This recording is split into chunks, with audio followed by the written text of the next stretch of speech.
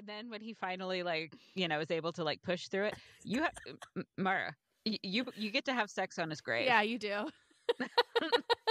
Maura, for those of you who don't know, we're talking about the video game that we play, Baldur's Gate 3, and Maura has to sit here and listen to us talk about it all the time. Oh my god, this is how many months has this gone on now?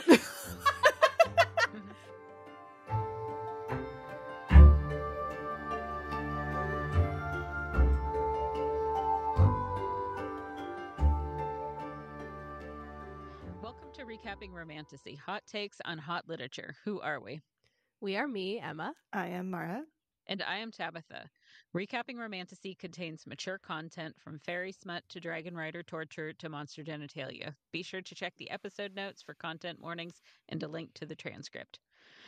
All right, so today we are back for another trope talk, and this time we are going to talk about what is possibly my favorite trope, hurt comfort. Nice. How do you guys feel about hurt comfort? I'm kind of neutral. Yeah, I mean, until kind of going back in my memory and remembering when I've ever read something that's hurt comfort, I mean, it's enjoyable. I feel like most stories have some sort of hurt comfort element, at least the ones I enjoy, but I don't go seeking it, if that makes sense. Interesting. It is probably the primary thing that I seek out in fan fiction in particular. Yeah. All right, so for a little history on hurt comfort, to define it, hurt comfort is a trope wherein a character is in emotional or physical pain or distress and another character cares for them. It can be self-injury, anything from self-harm to poor self-confidence, illness or injury, or the effects of trauma. This was one of the first tropes that was identified in the mid-20th century rise of fan fiction. So we're all aware of the role that the original Star Trek series played in the history of fan fiction, right? Yeah, right? We are so aware. From you telling me I am. It's almost like I've been talking about Star Trek in every single episode. It is your thing. And it's definitely your thing. So there were zines being produced when the show was still on the air in the late 1960s, and a lot of these stories ended up featuring this kind of element. Originally, the trope was called Get 'em stories, like Get Spock or Get Kirk. It wasn't inherently romantic, these stories. It was about putting a particular character through mental or physical trials. Obviously, this slowly morphed into hurt comfort because if the person they love is going through it, the other character would want to make it better. There was actually one particular Star Trek zine that focused on just hurt comfort. That was Contact, which ran from 1975 to 1987. This is also sometimes, not very much anymore, this is another thing that I think is going to date me. It's also sometimes called whump or whumping from fanlore.org. Essentially, whump involves taking a canon character and placing them in physically painful or psychologically damaging scenarios. Often this character is a fan favorite and may sometimes be referred to as a woobie. A woobie is a favorite character that one wants to wrap up in a blanket and comfort. Did I just remind you of old times, Maura? No, because okay, here's the thing that I'm trying to remember when I've never seen this before in my life. No, really, I have definitely seen it. Yeah. I've never heard of Whump. I've never heard of Woobie. Never have I seen any of this. And I was like, is there something that I was missing? Because you and I are about the same age. And I was gonna say, was I deeper in the pits back in the day? Because I for sure. I read a lot of X-Files fan fiction starting off in the 90s. And I don't know if that was super into it, but there must have been, right? I don't know. This is totally new to me. When did these things start to be used? I definitely remember this, and I know in this the research I was doing for this, they specifically mentioned X-Files multiple times because there was a specific scenario trope that Mulder would get placed in. It was called Mulder torture or something like that. I feel like Tabitha's calling you out. No, yeah, Mulder, it was really popular to put Mulder through it. That was always something that was happening, and then Scully would have to be like, it's okay, pat. I'm trying to remember where I first heard woobie. It was never anything that I used. It's always grossed me out. Yeah, I mean, no. I don't like the word, period. maybe it was way back in like X-Men times. Oh, possibly. I don't know. Like I said, it's for the best that we don't use it anymore. It's good. It's a word that we can all forget, and none of us will be upset about it. You just learned it, and now we're saying you can forget it. Don't worry about it. Move on with your lives. Yeah. Okay, so hurt comfort stories can range from silly to devastating. A common comment you read on these stories is something along the lines of, "This destroyed me. I love it." This is like why maybe I don't seek it out as much as I listen, I don't want to read strictly fluff because it is sometimes like so cringy and annoying. I can't handle it. But like hurt comfort, where it's like more on like the angst side, where those sorts of comments come in and they're like, I was screaming, crying, throwing up. I'm like, oh, I don't know if I want to read this now. I just want to be like in a warm little blanket when I read. I think it's like what am I feeling in the moment? Do I want to be destroyed, or do I want to roll up into a little blanket and be happy? It depends on how I'm feeling in the day when it comes to fan fiction. A lot of the time it is like, I want, because you know me, I'm not an epic fanfic reader. Like if it's something that's over like 50,000 words, I'm out. I'm like, I can't do this. I do not have it in me. So I'm always looking for like one shots, and I'm like, and the one shots tend to be a little bit more like, we're gonna have a fluffy, nice time, and you're gonna leave this room feeling better about things, and that's kind of where I am, which is probably why like Hurt Comfort and I are not like totally copacetic at the moment, because I just don't have the time. I will, if I know that there's going to be a good ending, there's going to be a happily ever after, I absolutely love angst in the story. I feel like fan fiction, at least in the fandoms I look at, it's really not built in to tell you if there's a happy ending ahead of time. Like, I am so glad that now there's like a huge portion of romance books, like published romance books, that will tell you that. They'll say like happily ever after guaranteed. I feel like we're just not in that place with fan fiction, because there are so many, like the first thing I do with a story that sounds good is I go to the end and see how it ends, because I'm not wasting my time on this unless everybody ends up happy. I do the same thing with fanfic though. Yeah. I will like, I'll scroll through to the end. I'm like, okay, so the major characters are still alive. we can do this. I check all the text for stuff. I don't read works in progress for that reason. And also I read one, and this is like haunts me to the day, but the author like died in the middle of writing. Yeah. I know, she passed away from pneumonia. Like her family had to come on and like tell everyone like, sorry she passed, but we love that, we're gonna leave this open so like her memory lives on. But it was a hurt comfort story, and like it was just in the part where it was starting to like get to the comfort, but not quite. Still distraught about it. So but now you're just that's stuck why in hurt. I know. That's why I have to read finished works only. And if it's like, again, the like Hermione goes like two ways. It's either like Voldemort wins type stuff, or like post-war things is usually what I read. So if it's a Voldemort wins AU, number one, it's usually too dark for me, so I don't want to read it. Like too much rape dubcon in there. But if it is, I have to see a happily ever after tag. Like if there's no HEA on there, I'm tapping out. I don't even open it, because if my curiosity is piqued, I'll start reading it, and then I'm mad. Like I said, I feel like the fandoms I read stories in, nobody tells you if it's a happily ever after or not. Like you just have to take your chances. Yeah, that's rough. I read an article from the Journal of Fandom Studies titled "Delicious Angst and Tooth Rotting Fluff: Distant Reading Community Discourses on Emotion and Harry Potter Fan Fiction Comments." Is this a free journal, or did you amazing? We had it through the databases. Amazing. Which, side note though, in the process of finding this journal, I realized that the Center for Transformative Works, the people that control AO3, are also the people who write for fanlore.org. They control that database, and they're the ones who put out this peer-reviewed journal, the Journal of Fandom Studies. Antitrust laws. They really cornered the market, Emma. Yeah, I know. This is a monopoly. The author proposes in this article that when emotion is expressed in fan fiction, it falls into three categories: angst, fluff, and hurt comfort. Fluff is feel-good stories, and angst is, well, angst. It's meant to be darker in tone with more uncertain outcomes. So hurt comfort then contains both elements of these other categories, the best of both worlds. So there is some controversy with this trope because, as I said, it's been around for a very long time. Hurt comfort can sometimes become hurt, and some people seem to think it is synonymous with BDSM, which is wild to me, but whatever. I would never. Maybe if I was like a newbie to fan fiction and I heard hurt comfort, I'd be like, oh, yeah, or, I 50 don't Shades know. of Grey. Yeah, I guess in like the most obvious terms it can be, but it's a lot beyond that. Some people also feel that it can fetishize the concept of nurturance. Like, have you ever heard of the magical healing cock trope? Yeah. Yes.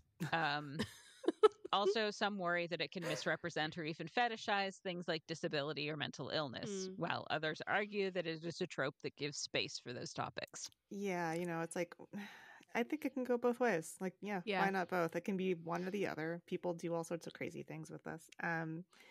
But I don't know. As to the magical healing cock element, I literally always roll my eyes whenever a male character comes on the screen with a magic penis, and that like happens so frequently, like healing or otherwise.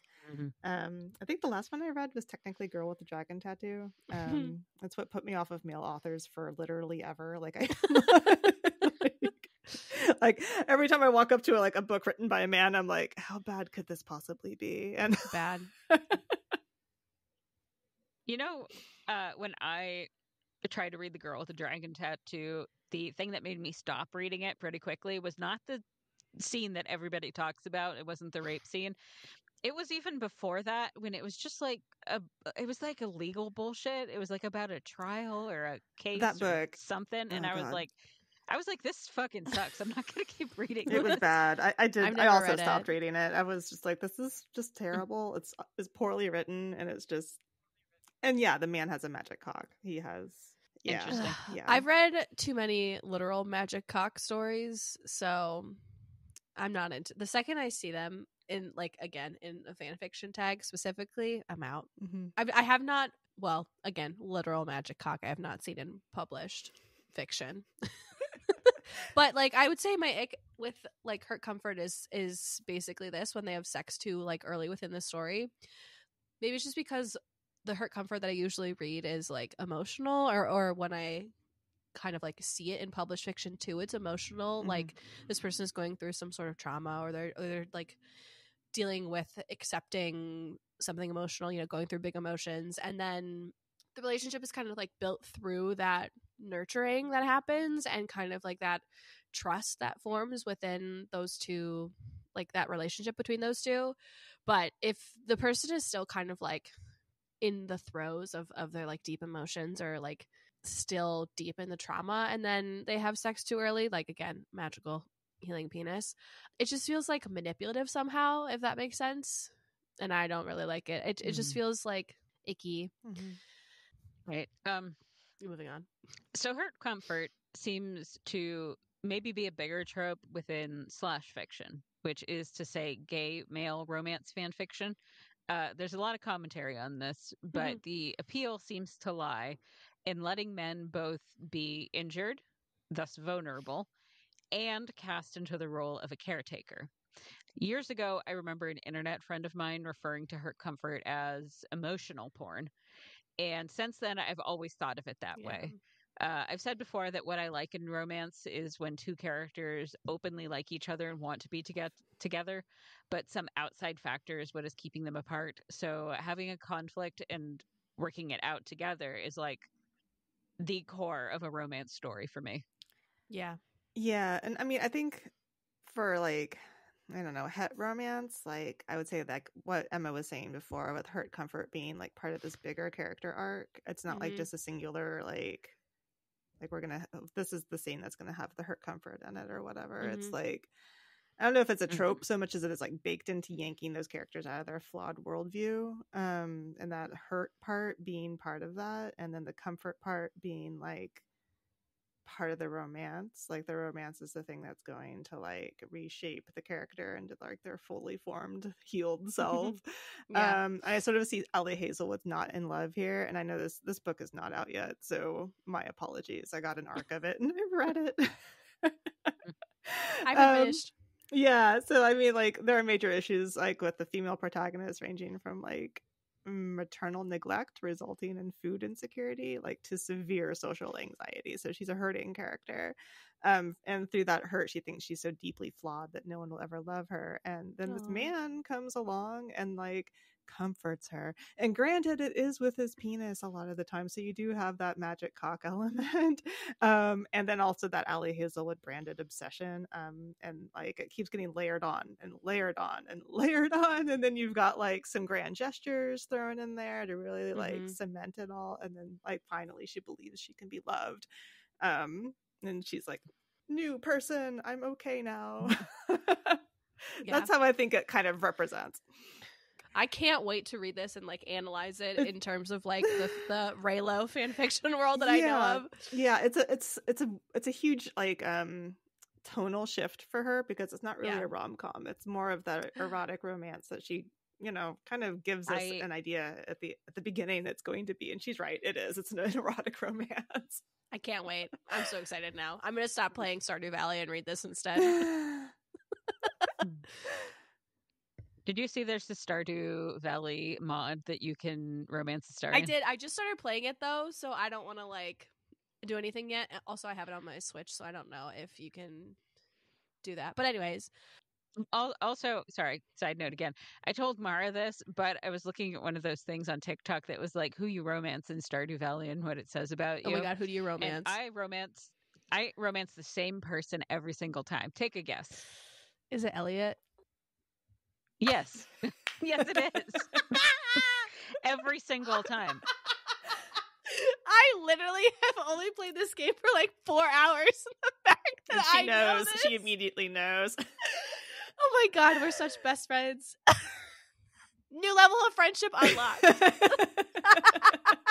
So this woman says if you romance Elliot, you love Hosier, you have very strong opinions about Sarah J. Maas, and your AO3 history is disgusting. And I was like, Jesus Christ, just at me next time. I love it. I think I'm going to try to romance Harvey. Fine. What does that say about me? Okay, moving on. All right, sorry. My take. Okay. I mean, I would agree with Maura in hetero romance, the only stuff I read really. It's basically it's like a part of a story arc, as she said.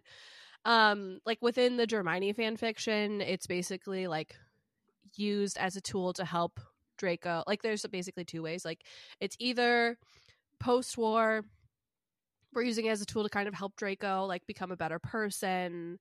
He's going through emotional trauma, seeing that he was basically like manipulated into all this stuff, blah blah blah blah. Or it's like if it's a Voldemort wins one, it's hurt comfort, but like Draco's also doing the hurting some of the times because he has to like basically like fake like abuse Hermione so that they like don't get caught being in love type situation. I don't love those, but basically yeah. The other one I was thinking of is I read a lot of like original character / Steve, original character / Bucky stuff. Never Steve / Bucky. Your fic recommendations are on my list, Tabitha, don't you worry. But basically they're all similar in helping Steve or Bucky get over their like PTSD in terms of like being in the war, and then also like being a machine or like a soldier to like, you know, kind of realizing that they're human again. So it's all sort of like this emotional trauma that they have to get through, and then they have this, you know, nurturing person, not really like a motherly, but someone to help them like get their feelings out, process their feelings, start going to therapy maybe, and then through that, once they're like in a better place, they usually then do it. But it's like a tool for them to get to the point where they're like ready to be in a relationship and like ready to accept love from someone and like love themselves at the same time. It's beautiful. But I mean in those sort of stories it is like a huge part, but I don't know. I'm trying to think of like published fiction that I've read that really does it. I mean, I get to that at the I end. know. So, But- okay, one of my questions though is like the I have who one did this too. to you trope. Is that like a subtrope of hurt comfort, do you think? Like I think it's super close. Or is it its own thing?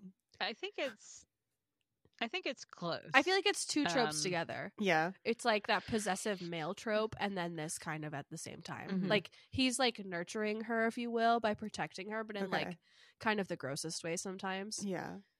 Yeah.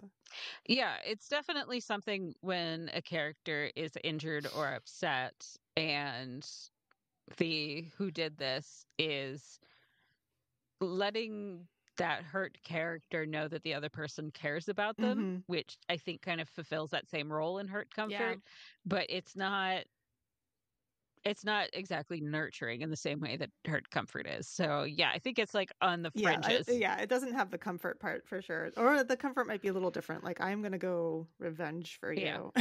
Yeah, I feel like, I mean, I'm having a hard time like wrapping my head around it because where I've seen it the most is like in those mafia romances. Oh God. Barface. No, thank you. And like those men are just like so alpha male coded. Like there's they don't have a nurturing bone in their body. They don't even have a nurturing hair on their head. Like they are like guns a-blazing, ready to fuck people up. So I have another question.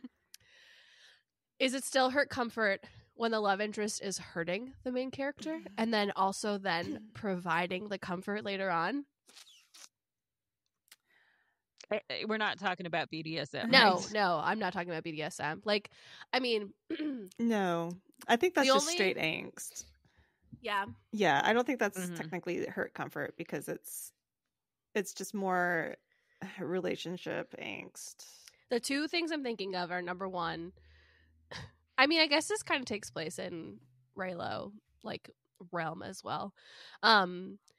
Is when like we're in like the evil side wins type story, like Voldemort wins or like the Empire wins in the Star Wars fanfiction realm. Like Kylo has to like, you know, fake hurt Rey, or like they go through this like evil like phase. Same with like Draco and Hermione, and they hurt them. And then at the end, they're also like throughout the middle to the end, they're also providing the comfort, which is like where we get that trust from type thing. So I'm like, maybe. And also Colleen Hoover does this. I've stopped reading her books like quite a few years ago, but all her stories are like the men put these women through the most insane, like emotionally traumatic, physically traumatic situations, and then somehow they end up together. No, I think that's just a dysfunctional romance. Like, Yeah. that's just dysfunction. I have to say, you're talking about like seeing these into different pairings that you read, like in Raylo and Hermione. Mhm. I don't think I've ever read a fan fiction story with this dynamic Yeah. where like somebody has to like deliberately hurt their partner for like a reason so they like don't get found out from the outside. It's usually fake. So like, okay, let's be clear. The ones that I read of that sort of like evil side wins is they're like kind of like double agents the whole time. So again, I haven't read Manacled, so I don't know. But some of the other like Voldemort wins AUs that I've read, Draco has to like fake hurt Hermione. So like it's also gross. There's this one where they have to like, they basically like, it's called the auction. They auction off these Muggleborns, you know, and Hermione's one of them, and they like take them to this like weird like, I don't know, like strip club like house type thing, I don't know, and they all like have these parties and they like do sex acts in front of people. And so the one time he like They're just getting worse and worse. To be honest, I didn't I know, It's like the more you keep talking, the more I'm like, didn't Emma, finish stop. this one. I had to stop like halfway through. But he like it's so weird. It's before they're in like an established relationship or anything. Like there's like inklings that they like each other. I mean, he like buys her to oh my god, it's so bad. I hate that I'm explaining this. He like buys her to save her from being like bought by an eviler Death Eater. And so he like has someone take a polyjuice potion, and then he like does sex acts with her so Hermione doesn't actually have to do it, but it's like this weird gray area. And then in the Kylo Ren one, first off, there's no way that you would have read it because all of these fan fictions are like insanely long. They're like 600 pages, like one put into a book. So, but the Kylo Ren one, he basically like just like throws her around a little when they're like sparring. That's it basically. But yeah, the Draco ones are pretty gross and dark, but I try to stay clear of those because I don't like them. That's why I don't read Colleen Hoover. Like I don't want my lover to treat me this way. Yeah, and some of the like various Marvel comics and movie stories I've read, they end up in a physical fight because they're superheroes and that's like the majority of what they do, and maybe someone is brainwashed or something. Like I said, the thing you're describing, though, I really don't think I've ever read that. And all I can assume is that it's some sort of fetish thing, like a role playing sort of thing. Like I'm thinking of like not BDSM, but role playing. Yeah, I'm thinking of like all those Marvel movies where they're friends generally, but every so often they get into ginormous fights where they accidentally break down like several buildings while they're like trying to move through their emotions. Like all of Civil War. Yeah, exactly. Like all of Civil War. They're like, we're friends, but currently we're gonna like destroy this airport. Yeah, or like in the Batman versus Superman movie where they beat the shit out of each other in a filthy toilet. And then they're like, wait, your mom's name is Martha? A man obviously wrote that. Yeah. It's like, this is their only way to get out their emotions. I don't really like the auction I read because I was like, I like her other two fan fictions. Look, I've read terrible things too, things I'll never speak of, so don't feel bad. Yeah, in this world. Well, you're not speaking them out loud, but yeah, I don't know. I guess I was just, I mean, I kind of asked this tongue in cheek, like knowing you guys would say no, but I was just wondering if maybe out of the blue you would have said yes. I think it's kind of tangentially related to the hurt comfort part because it's got the hurt in there. And I think lots of people can relate to that part. And then but they have also the relation of wanting to keep relationships together, and they are willing to keep that relationship and see it through to a better side, regardless of who's hurting them. And I think there's a lot going on there that's not exactly hurt comfort, but I think it's a little related. It's just not hurt comfort. I think it might be somewhere between hurt comfort and redemption, because redemption is more like somebody treated you badly in the past and they learned the other ways and are trying to win you back. And it's not quite that either, but I think it's something in between. Yeah, that's like all of Colleen Hoover. I mean, again, I haven't read any of her stuff for like a really long time, but okay, so I tried to think of some examples of like actual books, maybe that I feel you see this trope in. Again, it's hard to think of singular examples because novels aren't, or at least shouldn't be, based on a single trope. But first one I thought of, and I asked Maura if she thought this counted, Jane Eyre by Charlotte Bronte. It counts. I've never read it.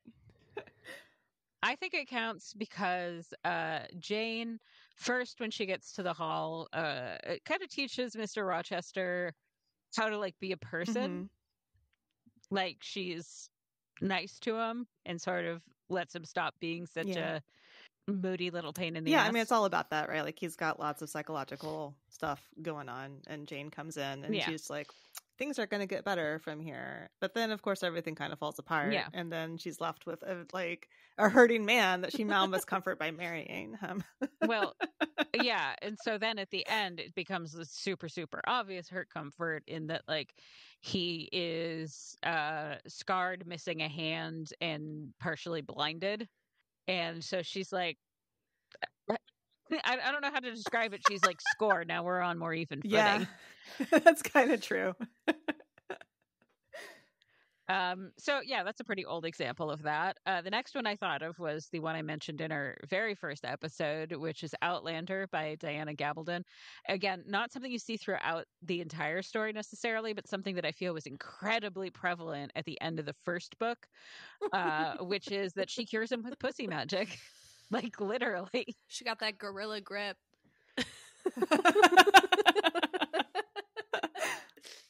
So another one would probably be Two Rogues Make a Right by Cat Sebastian. Yes, I know I've talked about her already, but this is a different one of hers I like. This one is Regency era. One of the characters essentially has PTSD. He used to be a sailor, and as some shit went down, he's also kind of coded as having ADHD. Like he's hard. It's hard to get him to focus a lot of the time. But the other guy, straight up has tuberculosis.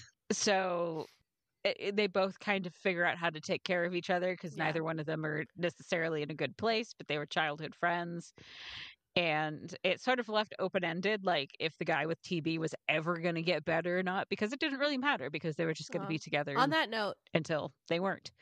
I am going to jump in and say, I would say like a lot of Regency era fiction is like Regency era romance, I would say, has hurt comfort in it. Like I'm thinking of it at least happens, like a moment happens where someone will get hurt, or that, you know, because they're like emotionally constipated in almost all of these books.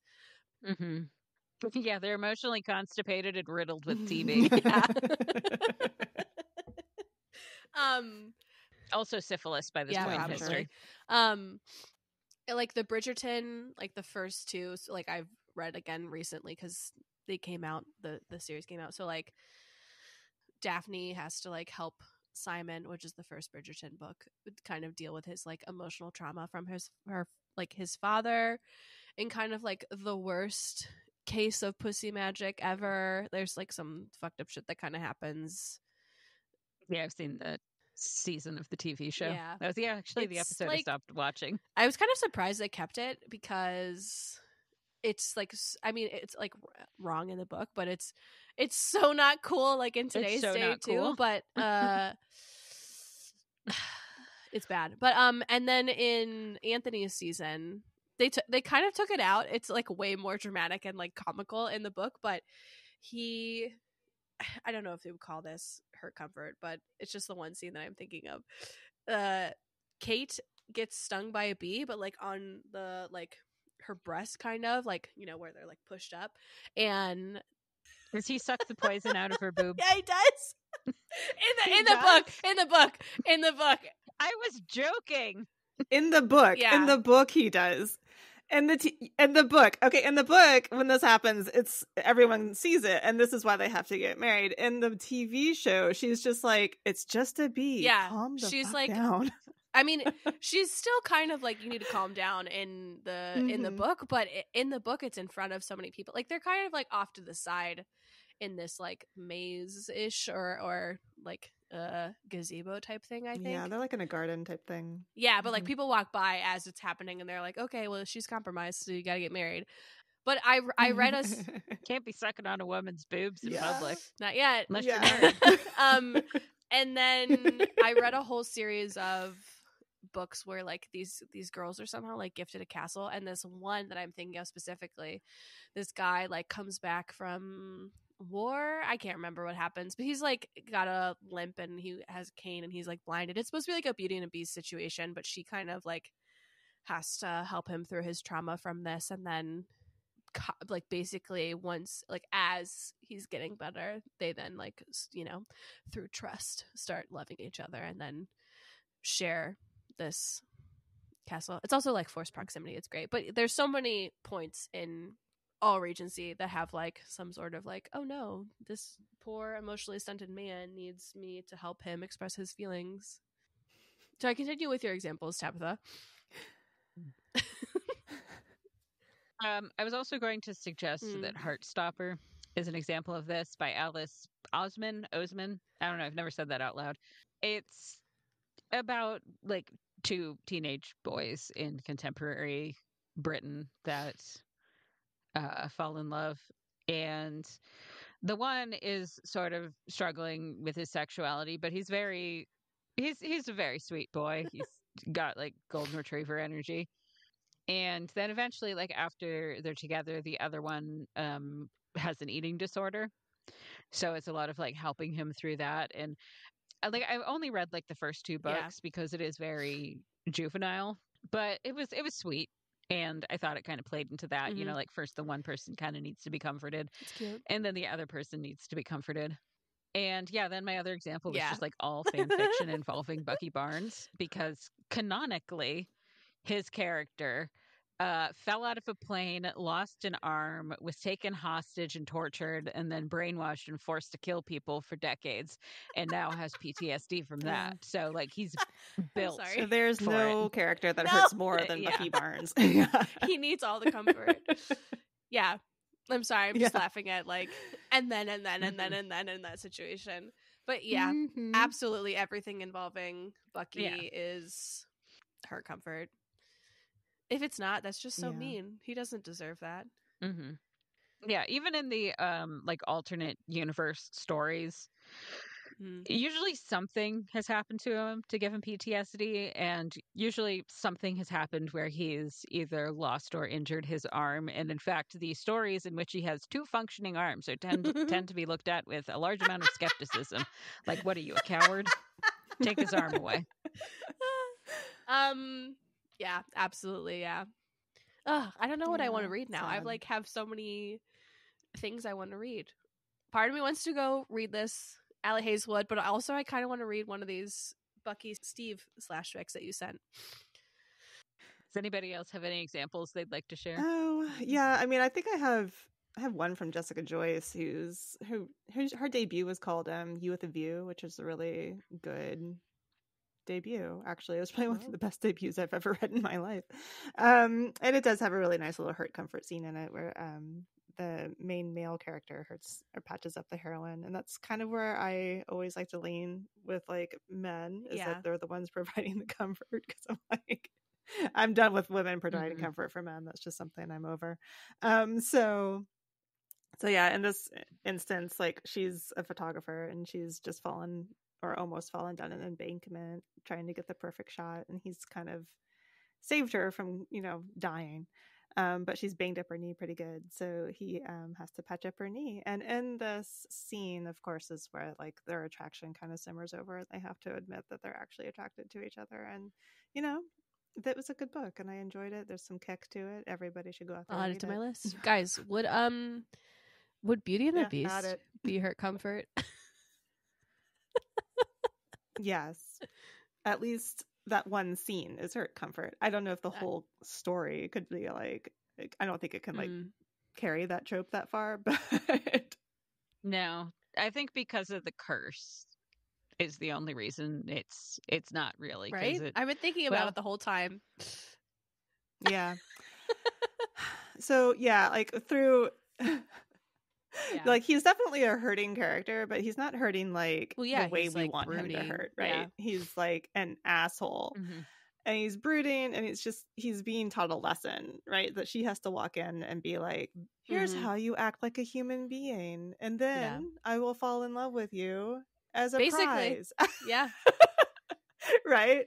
It's that's what I was gonna say. I don't think it's hurt comfort because of the curse, but I was like, well, no, the curse is actually, like, first they have to fall in love with each other, and so they have to, like, he has to become a better person. Yeah, for that like to the whole happen. thing is like, the woman changes the man.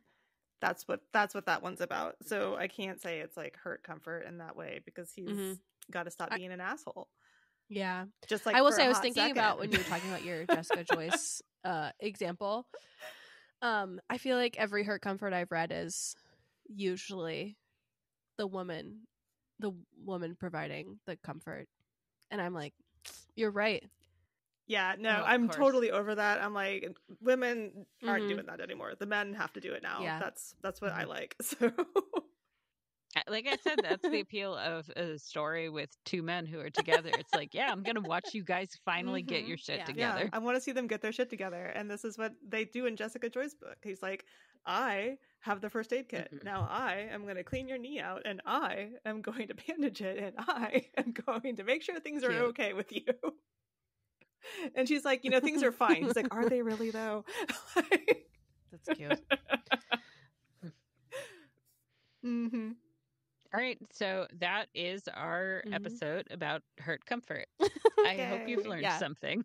Oh, I did. I learned so much. I know. Everything goes back to Star Trek is what I'm starting to learn. I was going to say, The secret mission of this podcast is to force more Star Trek lore down everybody's throats. I think that's your secret mission. I will say, Maura didn't talk about horses at all this episode. Aw. I didn't. I managed to restrain myself, and all of my recommendations, not a horse to be seen. We still, Tabitha talked about our secret, not so secret obsessions. Yeah. Yeah, see? It's like Maura 1, 0. Tabitha 0. Actually, I think I get all the points for mentioning Star Trek. It's a good show. It's the best show. And you mentioned X-Men too, so. Yeah, I did. Yeah. All of the things I am the worst about. Yeah, Mara's surprisingly normal, minus her horse girlness. Well, she did talk about the X-Files. Oh, she did talk about the X-Files. Well, yeah, I did. I talked about X-Files, and I do know a weird amount about Bucky Barnes, and I know enough about Star Trek to get along. I can do this. I actually don't know anything about Star Trek.